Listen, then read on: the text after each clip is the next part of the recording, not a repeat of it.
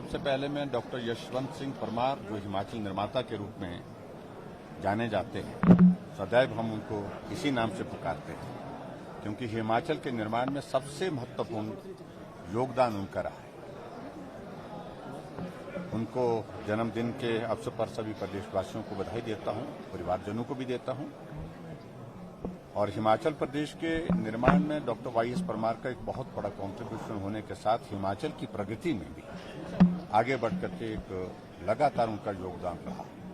और हिमाचल प्रदेश गठन के पश्चात हिमाचल प्रदेश पूर्ण राज्यत्व का दौर जो है वो उनके नेतृत्व में पूरा हुआ। और दूसरी बात, आज मुझे इस बात को लेकर के भी, जिन बातों को लेकर के उन्होंने अपने उस दौर में, शुरू के दौर में जब कठिनाइयां बहुत थी, हिमाचल प्रदेश में विकास करना सरल काम नहीं था, साधन बहुत कम थे, लेकिन उसके बावजूद उन्हें फोकस होकर के अपने काम को किया कि सड़कें अगर गांव में पहुंचेगी तो विकास स्वतः वहां पर पहुंचेगा। लोगों की पीठ का बोझ उतारना, ये हमारा पहले लक्ष्य रहना चाहिए। जब वो प्लानिंग कमीशन की बैठक में जब पूछा गया उनसे कि आप अपनी प्राथमिकता, क्योंकि आपका नया राज्य बना है तो नए राज्य की प्राथमिकताएं, 3 प्राथमिकताएं जिनके लिए केंद्र आपको सहयोग करे, मदद करे, ऐसी चीजों का जिक्र करें आप, तो उन्होंने एक ही बात कही कि हिमाचल के लिए मेरी प्राथमिकता सड़क, सड़क, सड़क। और इसका भाव यही था कि सड़क हिमाचल के विकास के लिए बहुत आवश्यक है। और दूसरी बात, हिमाचल प्रदेश में हम अपने पांव पर खड़े हो, इस दृष्टि से जो एग्रीकल्चर सेक्टर, हॉर्टिकल्चर सेक्टर, इसको आगे बढ़ाने के लिए भी उन्होंने प्रयत्न किए। और उसमें आज हम उस तरह से देख सकते हैं कि आज हमारी एप्पल की इकॉनमी 5000 करोड़ रुपए की है। और उस दौर में जो कठिनाइयां थी, आज के इस दौर में वो कठिनाइयां नहीं हैं। इसलिए नई जनरेशन के ध्यान में इस बात को हम जरूर बताने की हम कोशिश कर रहे हैं, क्योंकि हिमाचल के अस्तित्व के, हिमाचल के गठन के 75 वर्ष हुए हैं। और 75 वर्ष पूरे होने पर हिमाचल तब और हिमाचल अब, इस भाव को लेकर के पूरे प्रदेश भर में कार्यक्रम हम कर रहे हैं। और उन कार्यक्रमों में हमारा फोकस है कि हमारी नई पीढ़ी जाने कि हिमाचल जब अस्तित्व में आया था हम कहां थे, और आज हिमाचल प्रदेश के 75 वर्ष हो गए पूरे, तो हम आज कहां पहुंचे। और उस सारी चीज को लेकर के प्रदर्शनी बना करके हमने तैयार की है, डॉक्यूमेंट्री हमने बना करके तैयार की है।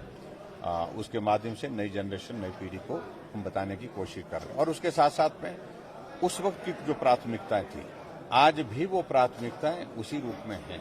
सड़कें बनी हैं, आज हिमाचल प्रदेश में 39,500 किलोमीटर सड़क है, लेकिन उसके बावजूद उन सड़कों को और बेहतर करना प्राथमिकता आज की हमारी है।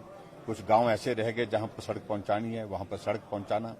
तो इस दृष्टि से जो सारी चीजें आज के इस दौर में जो करने की हैं, उनको आगे बढ़ाएं। इस बात को लेकर के मैं जरूर कहना चाहूंगा कि हिमाचल प्रदेश ने प्रगति की है, लेकिन प्रगति के अभी तक बहुत सारे पैरामीटर जैसे हैं जहां पहुंचना भी बाकी है। सर, आपने संस्कृति की और भाषा की बात की कि नई पीढ़ी जो है वो भूलती जा रही है, तो इसे बरकरार रखने के लिए इस तरह के कार्यक्रम आए जाते हैं। देखिए, अपनी संस्कृति को भूल करके हमको आगे बढ़ना, ये मुझे लगता है कि ये उचित नहीं है।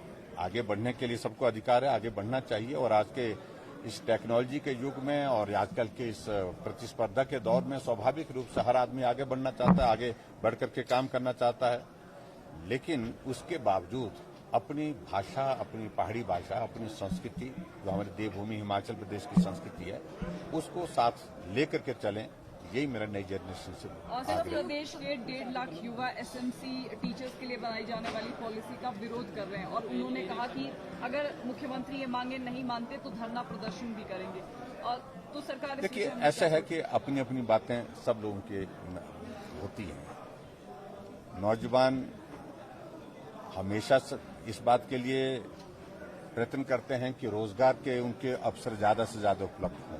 सरकार की भी कोशिश रहती है, हर सरकार की कोशिश रहती है, लेकिन उसके बावजूद कुछ पक्ष में होंगे, कुछ विपक्ष में होंगे, तो सारी चीजें चलती रहेंगी। लेकिन हमारी कोशिश है कि हम बेरोजगारों के लिए ज्यादा से ज्यादा मदद करें, एक बात, और उसके बाद जिनको रोजगार के अवसर उपलब्ध हुए हैं और उनके सामने इस प्रकार का प्रश्न चिन्ह खड़ा हुआ है कि कल उनका भविष्य क्या हो, उस भविष्य को भी सुनिश्चित